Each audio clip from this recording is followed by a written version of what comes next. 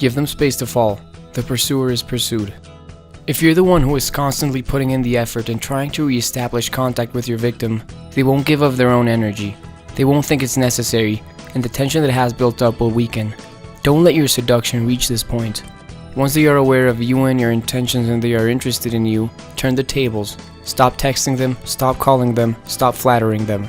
They will worry and wonder why you suddenly lost interest. Maybe you got bored or you found someone better. Perhaps, if they work hard enough, they could regain your attention. They will begin chasing you in an effort to get you back. Apollonie Sabatier was a French woman in the 1840s that was considered to be so beautiful that many artists wanted to paint her or sculpt her. Besides her beauty, she was also friendly and easy to talk to.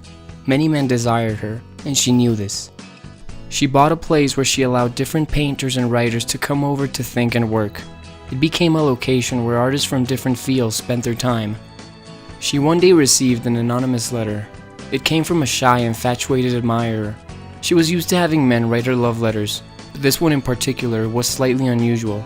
It wasn't all that romantic. It was a little erotic and a little cruel at the same time. She was fascinated, but also disturbed. Whoever sent her the letter was certainly a talented writer. Weeks later, she received another letter written in the same style. It obviously came from the same person, and it was clear that whoever was sending her these letters thought about her constantly. At this point, however, she also began to think about this person. Who could he be? After a while, it came to her who the sender could be. Charles Baudelaire, a young poet that went to her place often. She had read his poems, and his style of writing was similar to the one in the letters. She stared at him, and although he was shy, his reaction revealed that he was interested in her. But this wasn't enough. Although she felt certain that he was her secret admirer, she could not be sure. He never personally confessed anything. He never approached her, and she stopped receiving letters. Years went by, and Madame Sabatier still thought about Baudelaire. She never verified that he was her correspondent until he published a book with all his poems. Some were the ones he wrote to her. Baudelaire sent her a copy of his book and a letter in which he confessed to be the anonymous writer. He also wrote that he still found her beautiful and cherished her deeply. This last letter hooked her. Her doubts were cleared, and it seemed that all he was trying to do was make her feel loved. He asked for nothing, unlike other men who wanted to conquer and sleep with her. She was dying to speak to him, so she invited him over. When he arrived, he was nice, but he didn't really say much. He didn't seem to be that interested anymore. Madame Sabatier could sense him withdrawing, and she panicked. The next day, she sent him a letter. She confessed her love for him, but his response was distant. She panicked even more, and the next time they met, he seemed to care even less. Maybe he found someone better, but she was too invested to let him go. One night, she tried to kiss him, but he did not reciprocate, and found an excuse to leave. Madame Sabatier sent him multiple love letters trying to get him back.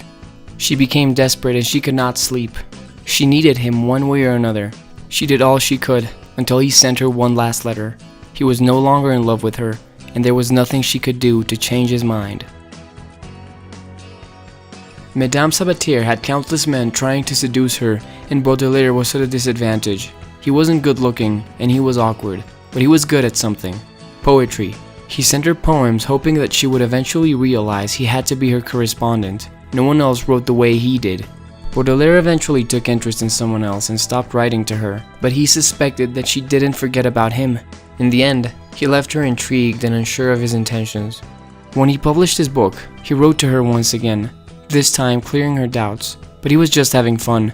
At this point, he had no feelings for her. When they met, he could tell she was waiting for him to make a move, but he held himself back to keep her on the leash. It felt good to have such a beloved woman go crazy for him. Madame Sabatier's availability was enough for Baudelaire. He won. Remember the last time you were deeply in love with someone. My guess is that whoever you were in love with wasn't constantly in your face.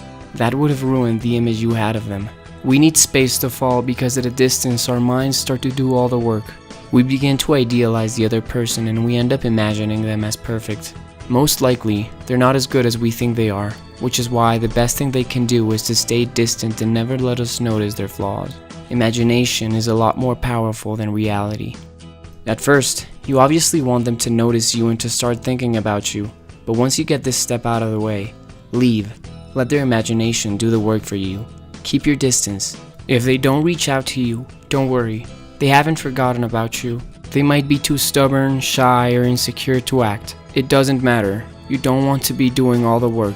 If you do, you will be taken for granted. Like Baudelaire, always be friendly, but when the time to act comes, you might want to turn away. The sense of you leaving will worry them, and they will be the ones chasing you and doing everything they can to gain your attention back. Perhaps you are retreating because of something they did. They could gain you back if they try hard enough. Let them. The more they invest in you, the less likely they are to leave. Thank you so much for watching. If you like this video, please leave a thumbs up and subscribe for more.